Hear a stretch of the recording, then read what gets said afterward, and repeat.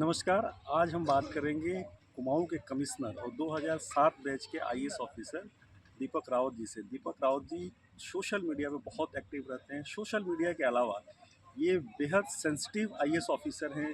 ख़ास तौर पे जो लोग कमज़ोर लोग हैं, महिलाएं हैं, बच्चे हैं, उनको लेकर उत्तराखंड में लगातार काम कर रहे हों। कैसे लोगों को न्याय मिले, इस पर ये काम करते हैं। ये लोगों के लिए जनता दरबार लगाते हैं, लोगों से मिलते हैं और किस तरह से उनको ऑन द स्पॉट समस्याओं का समाधान करते हैं। इन तमाम मुद्दों पे आज बात करेंगे। नमस्कार राव जी आपको। आपका बहुत बहुत धन्यवाद। सबसे पहले मैं ये जानना चाहूँगा कि आपके मन में आईएएस बनने की बात कब आई?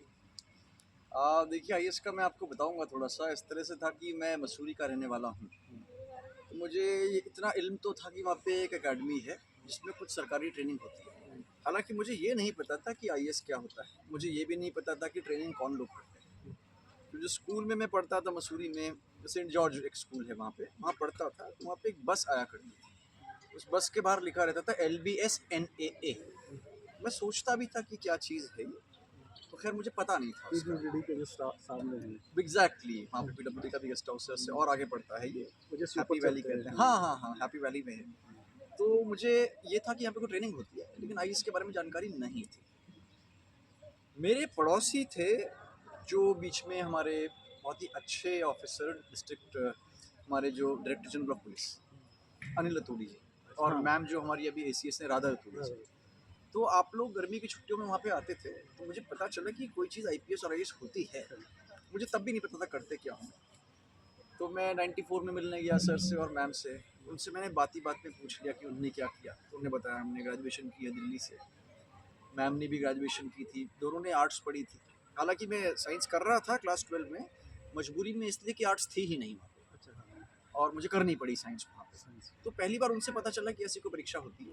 12th में क्या आपने सरकारी स्कूल से पढ़ाई की है या नहीं, मैं जीआईसी एक्चुअली से नहीं, या मैं प्राइवेट? जीएसए में नहीं था, मैं सेंट जॉर्ज में था। उससे पहले एक हेम्पटन कॉर्ट मसूरी था। हिल स्टेशंस में अच्छी बात ये है कि एजुकेशन अच्छे शुरू से रहे हैं। और पापा मम्मी ने भी, यद्यपि लिमिटेड संसाधन थे, पापा मेरे नगर पालिका में थे, उनकी सेक्रीफाइसेस थी, तो उन्होंने वहाँ पे एडमिशन दिलाया। हालांकि पढ़ाई लिखाई में मेरा शुरू से थोड़ा सा इतना मन नहीं लगता था पढ़ाई में मेरा, और मार्क्स भी मतलब आप कह सकते हैं कि खराब की श्रेणी में आते थे। लेकिन हाँ, एग्जाम के बारे में तब पता चला, रतूड़ी सर से पता चला ये एग्जाम होता है, मैम से पता चला एग्जाम होता है। उन्होंने ही बताया कि इसको करने के लिए आपको सबसे पहले ग्रेजुएट होना पड़ेगा। जी जी जी। तो ग्रेजुएशन कहाँ से किया आपने? ग्रेजुएशन करने में फिर मैंने मन बना लिया कि अब माँ बाप मम्मी पापा से झगड़ा करके कि मैं साइंस तो नहीं पढ़ूंगा। अच्छा। तो बड़ी मुश्किल से पास हुआ था उसमें, तो आईआईटी में नहीं दे पाता। एनडीए वहाँ पे बहुत लोग देते हैं, एनडीए बहुत जुनून है फौज का आज भी पहाड़ों में। उत्तराखंड में तो बहुत ज़्यादा है, क्रेज़ है, बहुत से बैचमेट्स आर्मी में गए भी, फोर्सेज में हैं। तो वो भी एग्ज़ाम मैंने नहीं दिया, और फिर पेरेंट्स से झगड़ा करके मैंने कहा मैं दिल्ली तो जाऊँगा ही, और अब आर्ट्स पढ़ूँगा। तो हंसराज कॉलेज में मैंने वहाँ पे एडमिशन लिया इतिहास में, और फिर मैंने बीए ऑनर्स किया हंसराज कॉलेज से। 3 साल वहाँ पे रहा, फिर मैं जेएनयू चला गया। जेएनयू से मेरा मास्टर्स हुआ, एमफिल हुआ। हिस्ट्री में तो काफ़ी यूपीएससी लोग तैयारी करते हैं और दिल्ली यूनिवर्सिटी में मैं भी रहा हूँ। वहाँ गार हॉस्टल है, जुबली हॉल है, यस मानसरोवर है। यस, तो वहाँ पे सारे लोग हिस्ट्री और हिंदी से संस्कृत से पढ़ाई बिल्कुल सही कह रहे हैं, बिल्कुल सही कह रहे हैं। जब मैं गया था हंसराज कॉलेज में हॉस्टल में, तो रैगिंग थोड़ा बहुत होती है। रैगिंग में पूछा भी उन्होंने कि क्या करना चाहते हो, तो हमने कहा आईएएस बनना चाहते हैं। उन्होंने कहा कि आप तो टकले भी नहीं हुए, बाल भी आपके इतने सारे सर पे हैं, अब चश्मा भी नहीं पहनते हो, तो आपका हो नहीं पाएगा आपसे। तो उस तरह का मतलब ये रहता है कि नहीं, मेहनत तो करनी ही पड़ती है। तो वहाँ पे बहुत से बिहारी दोस्त बने, और बिहारी दोस्तों का जो मतलब जुनून होता है, चना खा के और तैयारी करते हैं। हॉबी है, हॉबी है आईएएस वहाँ पे। तो मेरी अच्छी दोस्ती हुई, मेरे बिहार के बहुत से दोस्त बने। उन्होंने पहली बार बताया कि साहब पुराने पेपर्स खरीद लीजिए, सिलेबस खरीद लीजिए, हमारे साथ उठिए बैठिए। तो उनके साथ बातचीत में लगा कि चलो ये एग्ज़ाम सभी लोग दे रहे हैं, तो हम भी दे पाएंगे। सही, बढ़िया है। तो वहाँ पे और कोई तैयारी करने में आपको परेशानी या सब्जेक्ट सिलेक्शन में कोई दिक्कत? हाँ, मेरे साथ एक बहुत बड़ी दिक्कत है कि मैं जब निर्णय लेता हूँ तो सोचता बहुत ज़्यादा हूँ, और काफ़ी पहलुओं पे सोचता हूँ, बड़े निर्णय जब लेता हूँ। तो मैंने हिस्ट्री तो ले ली थी, हिस्ट्री में नंबर भी अच्छे आए थे, फर्स्ट डिवीज़न भी आ गई थी, मैं जेएनयू भी चला गया। अच्छा जेएनयू में मास्टर्स में भी पहुंच गया। तो मुझे लगा अब हिस्ट्री में तो हम धुरंधर हैं, इसको तो लेना ही है, तो हिस्ट्री रख ली।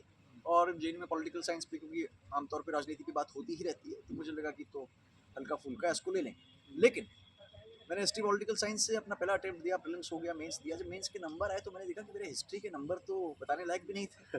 एक पेपर में 100, एक में 109। तो मुझे लगा कि शायद इसमें जो मैंने रिसर्च कर ली है या जिस तरह की पढ़ाई मैं कर रहा हूँ, ऐसे जवाब, ऐसे आंसर्स मुझसे एक्सपेक्टेड नहीं है, मुझे बहुत सिंपल आंसर्स देने होंगे। और तब मैंने फैसला किया कि सिंपल आंसर तभी दे सकते हैं जब थोड़ा उसके बारे में इतना ज़्यादा पता भी ना हो आपको। तो फिलॉसफी का मन किया मुझे। फिलोसॉफिकल क्वेश्चंस पे पहले भी सोचता था, मुझे अंदर से मन भी करता था, ईश्वर क्या है, आत्मा क्या है, भगवान क्या है, मृत्यु क्या है। तो सेकंड अटेम्प्ट में आपने क्लियर किया? मैंने किया थर्ड। Third attempt. सेकंड के बाद मैंने फिर फिलॉसफी ले ली थी। और फिलॉसफी भी ऐसे नहीं, मैं फिलॉसफी में नंबर भी आते हैं? ये भी एक ऐसा था कि फिलॉसफी में नंबर आते हैं, ये भी था कि सिलेबस सब छोटा होता है। और मुझे ये भी लगा कि इसमें मैं मन इंटरेस्ट है, इंटरेस्ट उसको करना चाहिए। तो मैं घूमते फिरते एक दिन नैनीताल, सॉरी जेएनयू से चप्पल पहन के, हवाई चप्पल में, पैदल पैदल बेगूसराय चला गया। और वहीं से 3-4 किताबें फिलॉसफी की मैंने खरीदी उसी को रटना और है। उनको ही पढ़ा वैसे एग्जाम दे दिया। तो आप ये बताइए कि जब तैयारी कर रहे थे या हंसराज में पढ़ रहे थे या जेएनयू पढ़ रहे थे, कोई आपको इश्क मोहब्बत नहीं हुआ कहीं? इश्क मोहब्बत का माहौल तो रहता है एक्चुअली, और ये नेचुरल भी है कि जब आप ऐसे माहौल में हैं। आपको हुआ तो कि नहीं? नहीं, फ्रेंड्स तो थे ही डेफिनेटली। अच्छा। तो दोस्तियाँ हुई, अच्छी बातचीत हुई, बहुत से दोस्त बने, और ये वाला फैक्टर भी वहाँ पे था। लेकिन साथ छूट गया है। वो हाँ, उस तरह से चीज़ें मुकम्मल नहीं हुई। मतलब आगे बढ़ते हैं। जब उत्तराखंड कैडर मिला तो आपको कैसा लगा कि हमारे होम स्टेट में जा रहे हैं, वहाँ पे हमको क्या क्या करना है और जो चीज़ें हमने झेला है उसको किस तरह से उसको ये करेक्ट करना उत्तराखंड है? में मैं उस सेंस में परिचित नहीं था, क्योंकि पापा मेरे रुद्रप्रयाग के रहने वाले हैं। मसूरी वो में रहे, 10वीं तक रुद्रप्रयाग में थे पापा, उसके बाद आ गए थे मसूरी।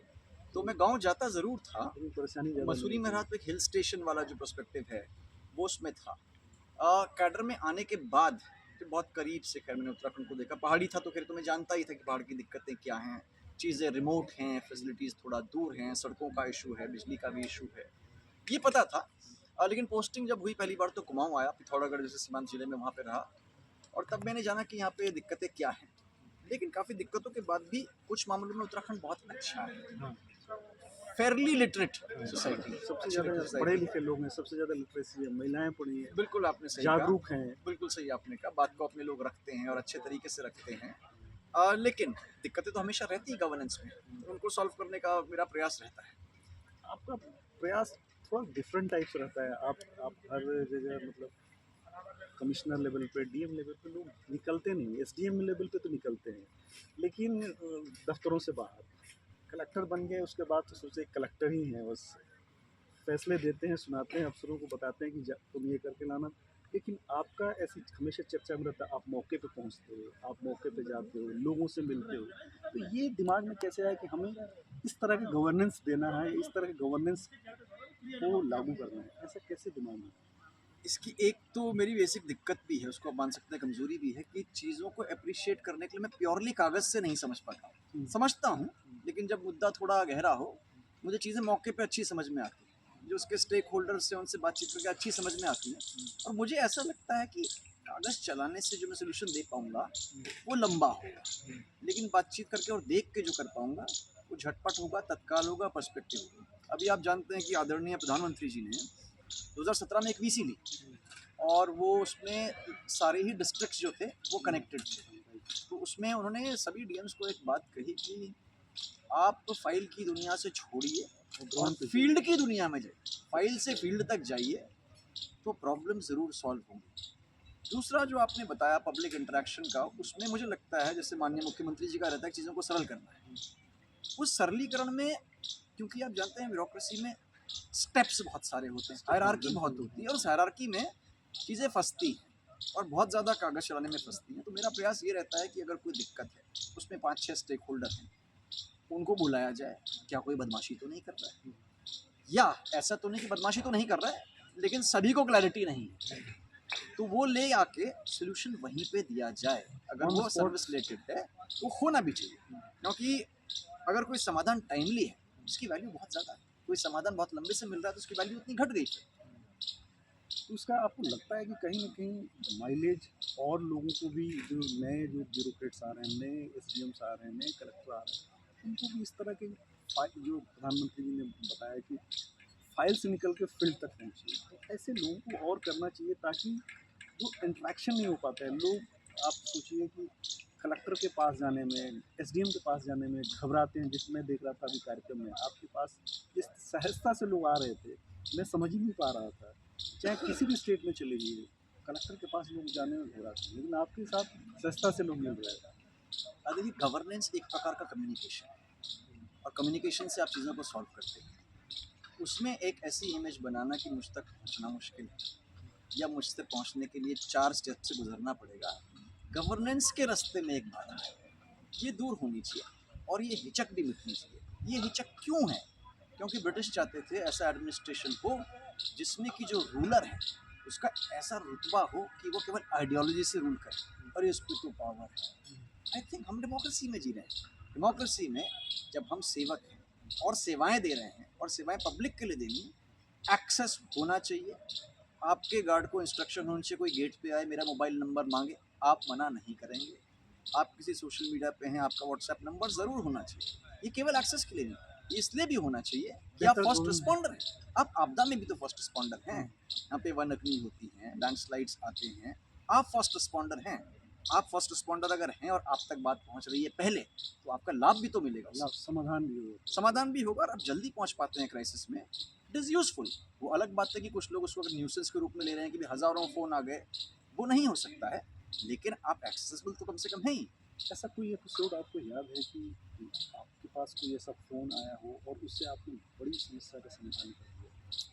मेरे पास एक्चुअली एक बार फ़ोन आया था। कोई रिमार्केबल हो जो नहीं, वैसे तो फ़ोन पे खैर काफ़ी सारी काफ़ी चीज़ें आपने आती किया हैं। होगा, लेकिन जो यादगार हो कि हमने ये किया, देखिए इससे जो ये आपदा होने वाली थी, ये विपदा होने वाली थी, ये प्रॉब्लम से आने वाला था, वो सॉर्ट आउट हुआ। नैनीताल में एक बार हुआ था जब मैं यहाँ पे डीएम था, तो एक छोटी-मोटी आग लगी थी और ये पटवा डांगर के आसपास लगी थी। तो मैंने अपना मोबाइल नंबर पब्लिक किया हुआ था उस दौरान, क्योंकि उस वर्ष में 2016 में वन अग्नि बहुत ज़्यादा हुई थी हाँ, और जगह-जगह आग लगी थी।